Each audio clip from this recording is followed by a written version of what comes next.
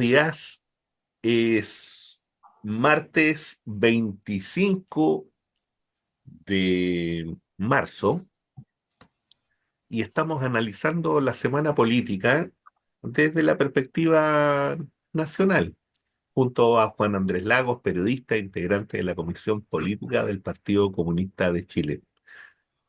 Juan Andrés, fíjate que esta semana y en estos días, si hay cosas que han ido pasando en Chile, es que se van reiterando cuadros.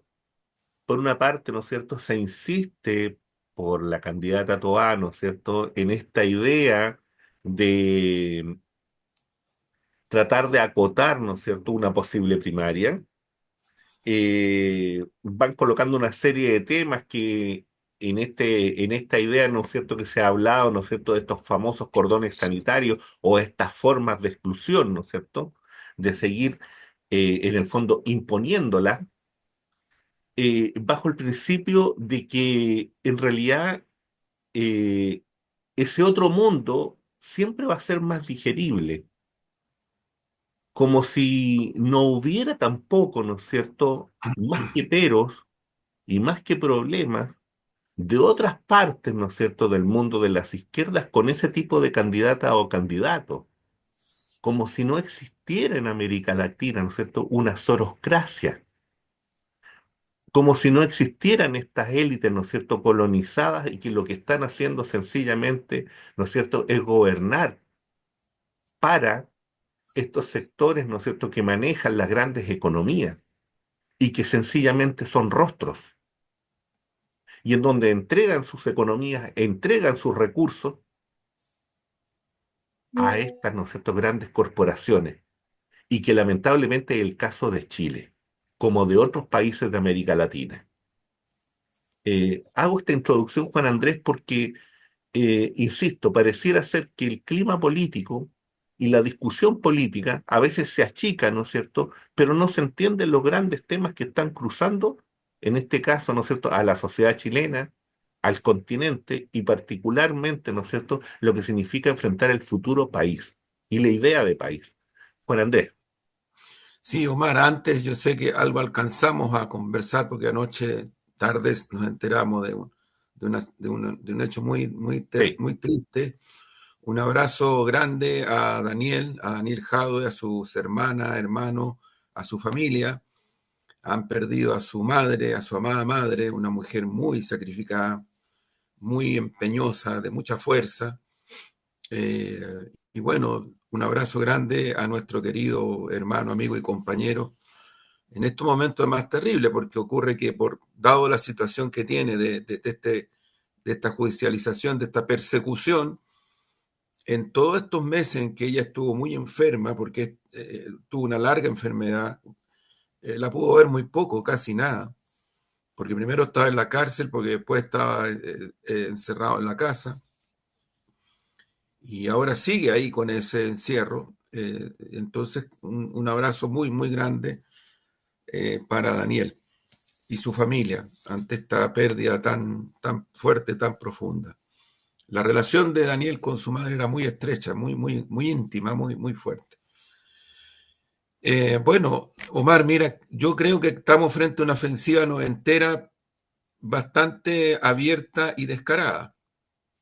¿Y por qué dijo ofensiva noventera? Porque son los mismos sectores que en el pacto transicional, uno de los elementos que usaron y abusaron para darle cierta legitimidad a ese proceso que nunca tuvo, fue que los comunistas éramos poco menos que sujetos en extinción, amparábamos dictaduras, amparábamos sistemas que se desplomaron, la caída de los socialismos reales,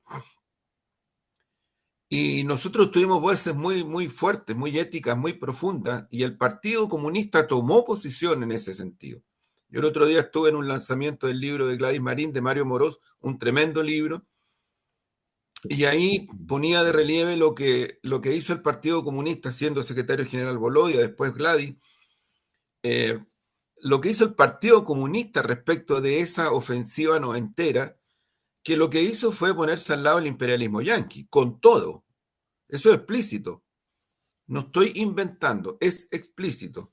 El fin de la historia de Fukuyama, la aldea global ubicada como esta democracia planetaria, la justificación de la invasión a Irak, la criminalidad que se hizo respecto de Libia. En nuestra región, el imperialismo yanqui intentó pasar por toda la frontera de los estados nacionales en ese tiempo histórico y lo único que logró fue tratar de legitimar violaciones de derechos humanos. Nosotros siempre condenamos el hecho de que para, entre comillas, legitimar este proceso y este pacto transicional, en varios años durante el periodo noventero, los gobiernos cogobernaron explícitamente con el dictador, que seguía siendo comandante en jefe del ejército.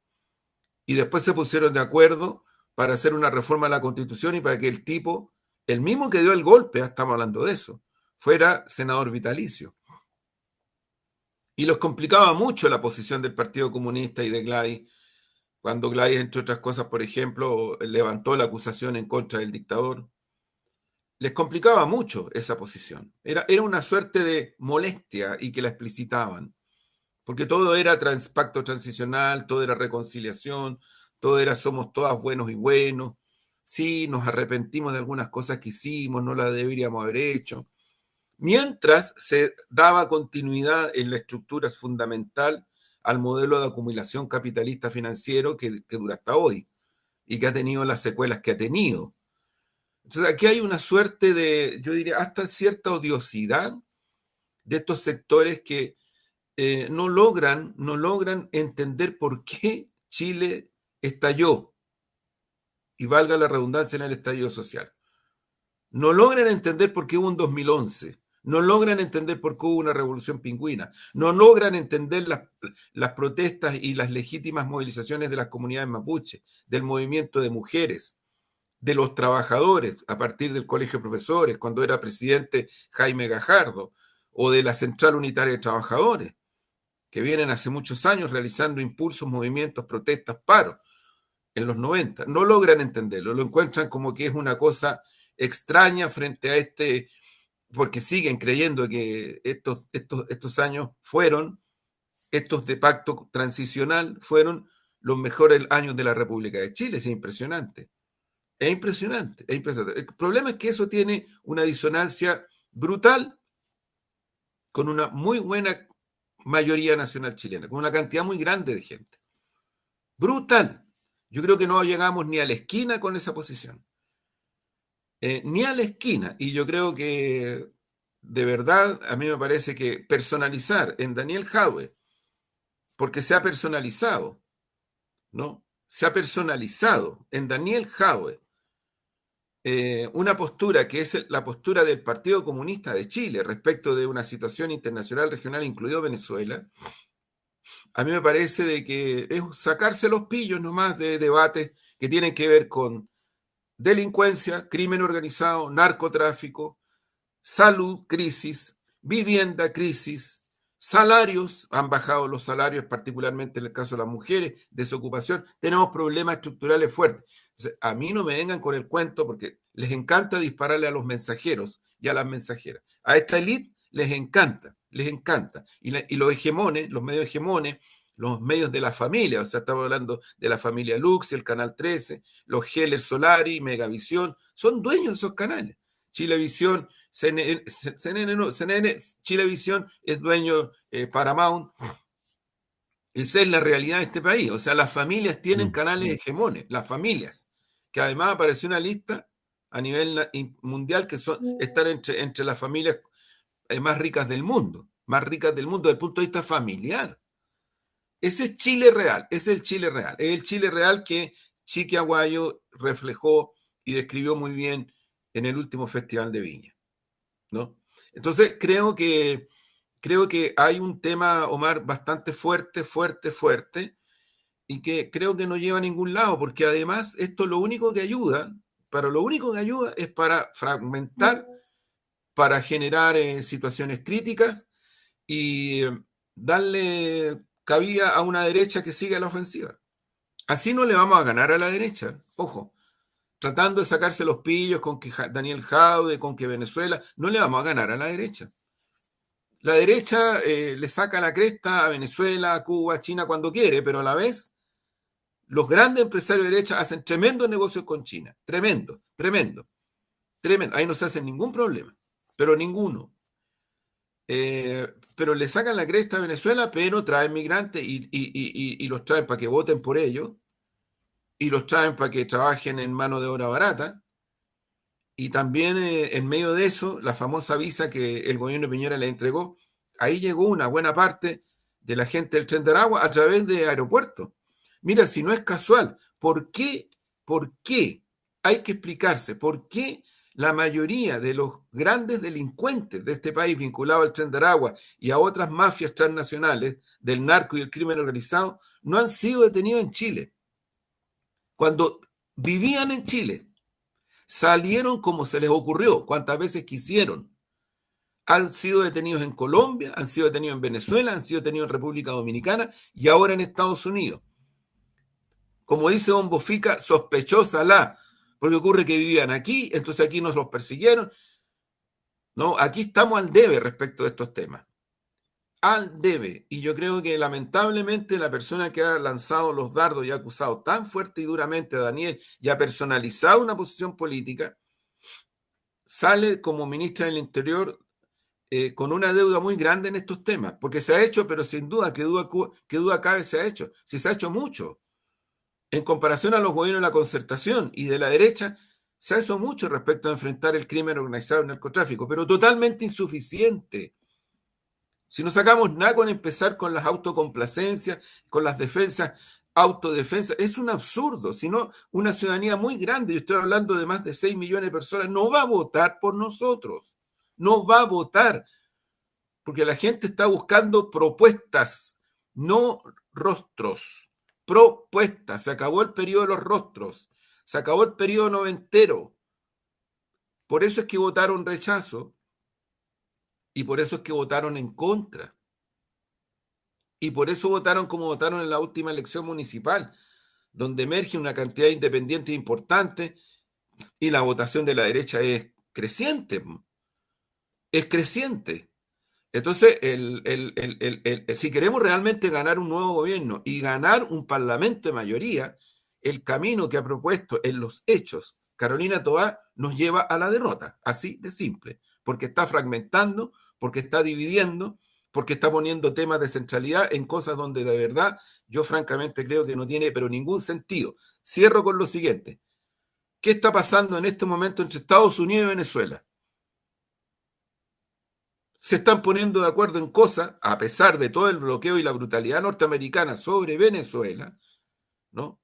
Porque es tremendo lo que hacen, igual que con Cuba, pero se ponen de acuerdo para intercambiar eh, personas en condición de migración. Estados Unidos lo hace como lo hace. O sea, Estados Unidos está castigando, está metiendo presos, está expulsando. El otro día un caso de una señora que llegó con su niñita a un hospital en Estados Unidos y simplemente la niñita, si no me equivoco, con cáncer, no la atendieron y la echaron. Y la echaron y luego la empezaron a perseguir para detenerla porque era migrante. Ese es el Estados Unidos real. Ese es el Estados Unidos real. Ese es el imperialismo yanqui, dentro y fuera de Estados Unidos. Matan, asesinan, castigan, matan, asesinan, castigan, y quienes le dan legitimidad a ese imperio tienen que hacerse responsables de lo que ocurre.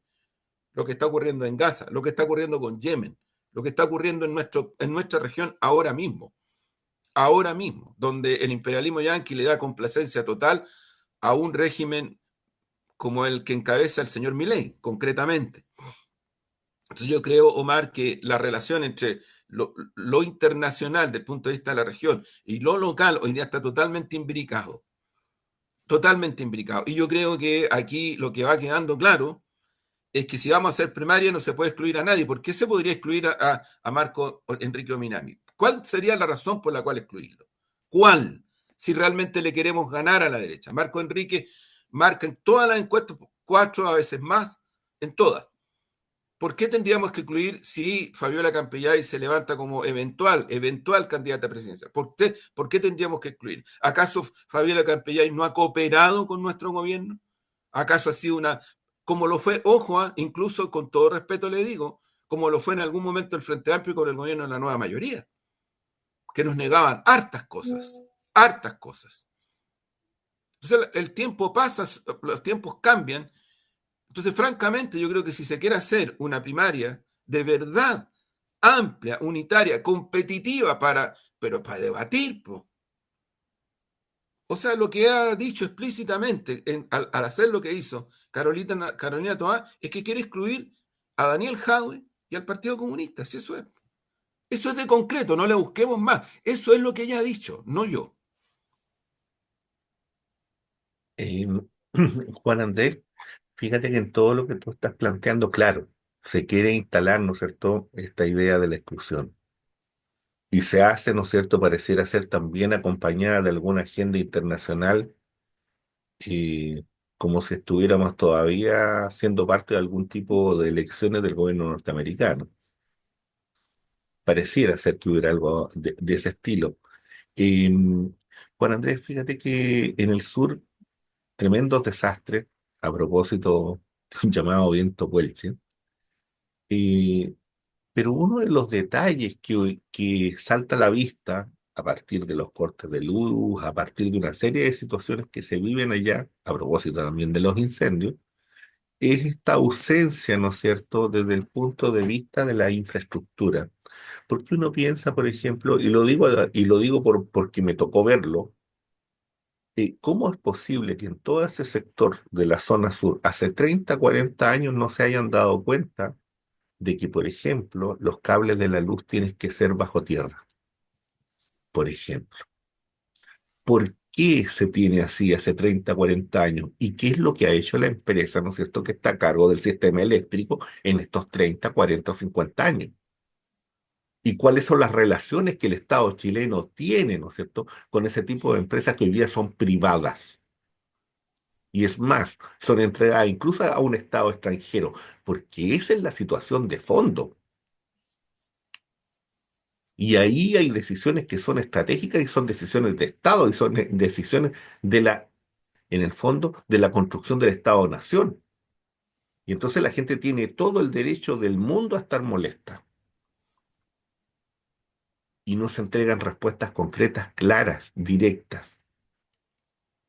Yo creo que ahí hay un Ahí, tema, por ejemplo, que es un tema de voluntad, ¿no es cierto? Que tiene que estar instalado en cualquier programa de gobierno, no solamente del mundo de la izquierda y del mundo, ¿no es cierto?, de los sectores que podríamos decir que hoy día son parte del gobierno también. No. sí, O sea, sí. es una agenda nacional y eso no está puesto en ninguna parte. ¿Por qué, Juan Andrés? Mira, yo creo que, a ver, yo creo que hay sectores, bueno, la derecha y todas las expresiones de derecha lo que están buscando es reponer lo más brutal del capitalismo salvaje y financiero. Eso es.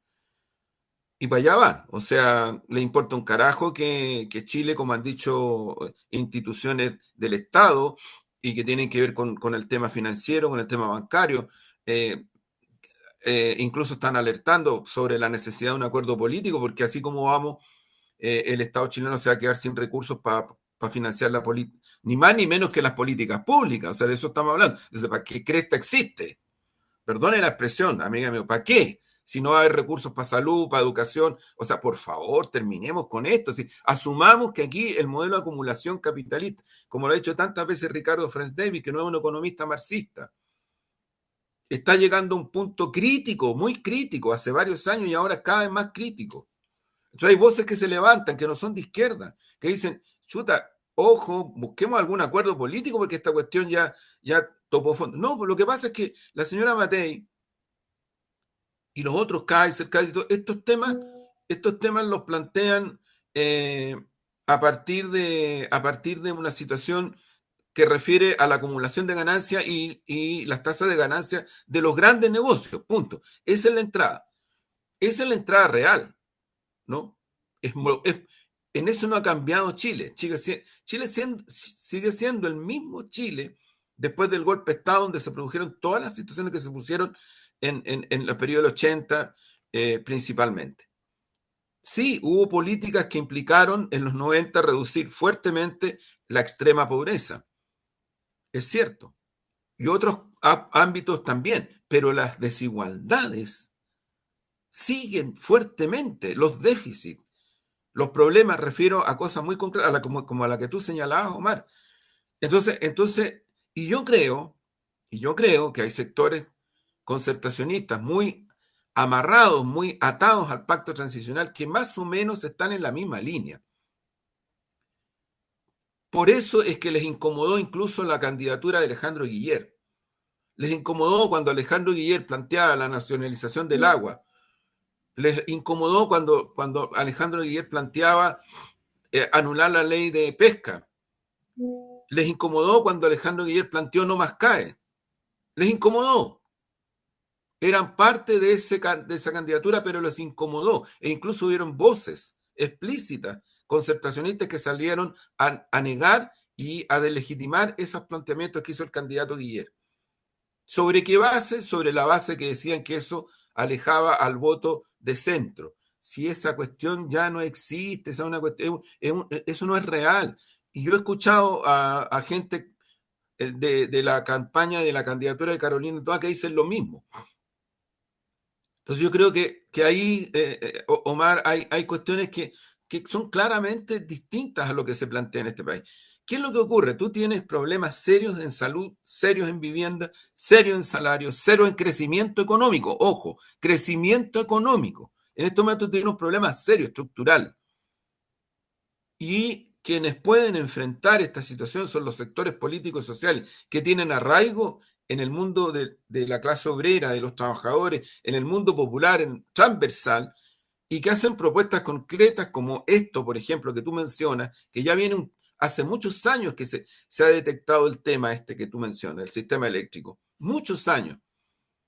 Y eso está en buena medida en manos del privado, y no de cualquier privado. Estamos hablando del gran privado, del gran privado. Entonces ocurre que, igual como pasó hace unos tiempitos atrás con Enel, ¿no es cierto?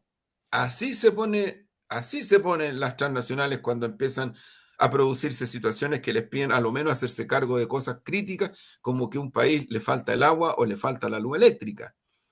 Porque el control que tienen sobre esas cuestiones es total.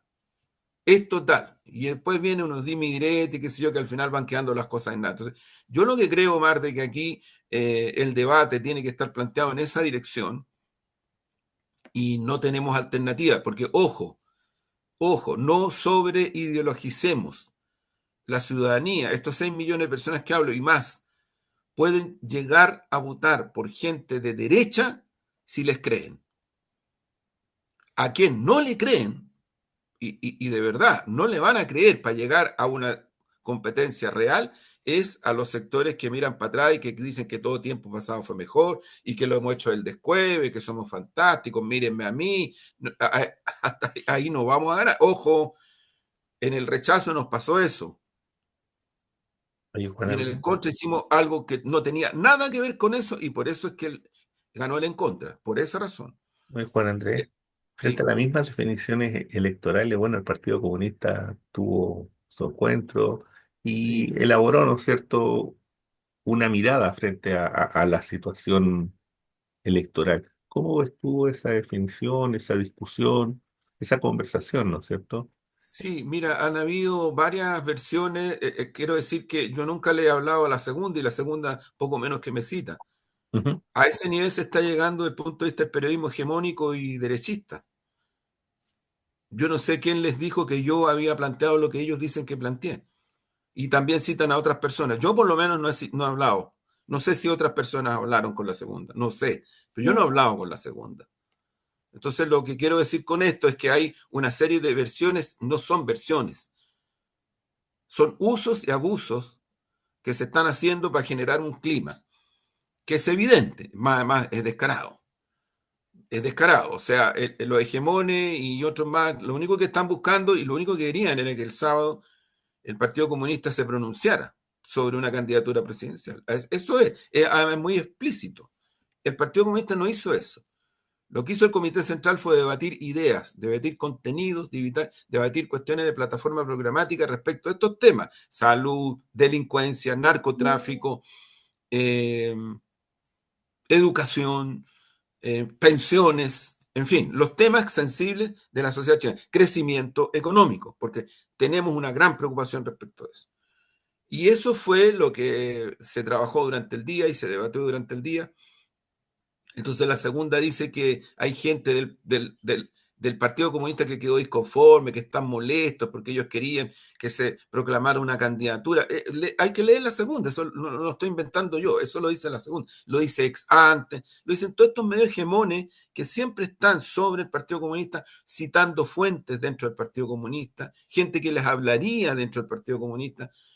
Es crear un clima y bueno, lamentablemente las cosas están como están y son como son. Yo también ahí creo que la responsabilidad completa no es solo de estos medios, ¿no?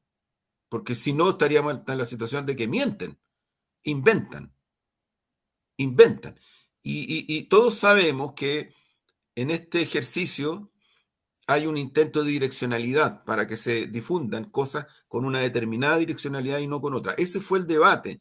Y eso es el debate que vamos a hacer ahora. Y nosotros lo que queremos, Omar, es en estos días compartir e intercambiar con las distintas fuerzas que son parte de este gobierno y las que no son parte de este gobierno sobre temas de contenidos programáticos, plataforma programática con estas cuestiones. Y ahí me quedo porque parece que estamos Sí, sí, sí. Sí, Juan Andrés, vamos cerrando nomás con un textito, con el muy poema, bien. y con eso, ¿no es cierto?, despedimos el programa de hoy. El 29 se cumplen 40 años de el terrible asesinato de Manuel Guerrero, José Manuel Parada y Santiago Natino. Van a haber actividades, ¿no es cierto?, en distintos espacios.